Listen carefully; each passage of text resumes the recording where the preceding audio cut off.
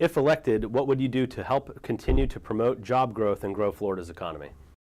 As most of us know, we just came off the heels of a tax cut to Enterprise Florida to the tune of about 25% of their budget, which is going to hurt because that was one of our key things for job creation and business expansion in our state. So I think we need to get back to working with those with the economic development, the chambers, the business, the job generators in our districts, in our county, in our region, and to promote jobs. We know based on numbers, even I think the Florida Chamber said we're going to need 2,700 new jobs in my neck of the woods by the year 2025, I believe, maybe 8,700 altogether in the next 10 years. But in order to do that, we've got to continue to work with those jobs that the new industry, whether it's manufacturing, obviously tourism's strong, but we've got to look to bring new jobs to our area. We've got to look to expand new business in our area, whether you take something that's a company like manufacturing, for example, and if they can expand, add a new diversification to their company or whatever the case may be, those are new jobs that can come here. We've got to continue to work with our economic development councils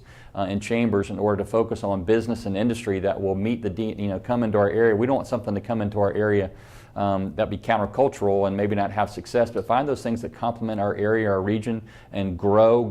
We got to focus on job creation and stability. It's one, if we grow a bunch of jobs and we're losing them out the back door, it's not helping anyone. So we got to maintain from that standpoint and add to the bottom line. And so I think focused on industry that can expand our region as well as be a complement to our area in the state. And then take those businesses that can expand and do that and help small business get started and launched, remove regulations that could be a hindrance, and therefore focus on growing the economy from that standpoint.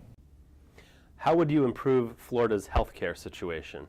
Well, that's a tough one. You look at the studies and they say basically by 2025 on rising healthcare costs that we have at the moment that they're expecting that we'll have as much, if not more, uninsured by 2025 than we did when it first started. And that's a terrible trend to be heading in.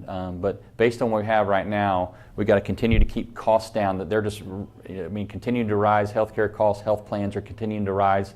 I think some of the things we can look at is interstate competition. Maybe not favored by everyone, but looking at things in our case through Georgia, Mississippi, Alabama, perhaps things that we can maybe have some cross-state, keep prices low. Some portability with HCA might help from that standpoint.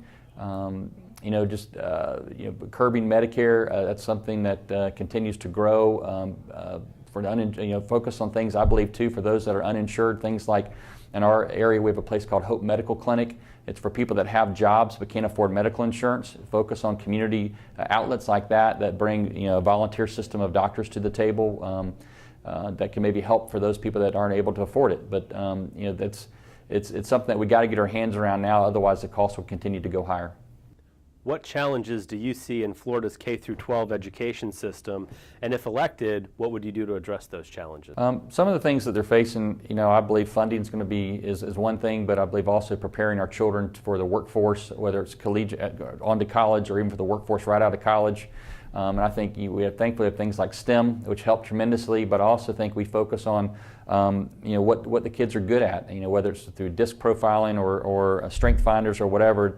Children want to be told that they have a purpose, they want to have significance, and a lot of times when you focus on what they're good at, they come alive to it in a totally different way.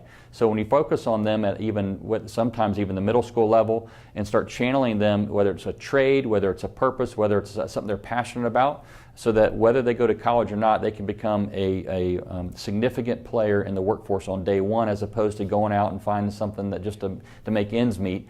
And if it's a transitional thing, get them into the college level. But from a funding perspective, one of the things I believe would be important is continue to focus on public-private partnerships. Focus on even charter schools or schools of regionalization is what I call them.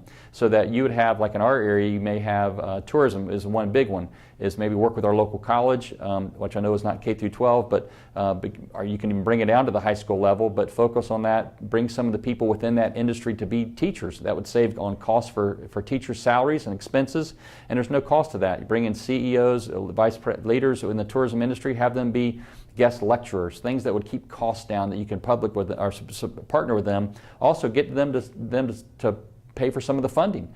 If they want to enhance their next workforce coming out of the high school level, they should be partners at the teaching level as well, at the educational level. So those three things I think are important at the K through 12 is training the kids younger if you can, even to the middle school level, focus on public-private partnerships, enhancing some of the things at the charter level where there's some greater focus, as well as schools of regionalization.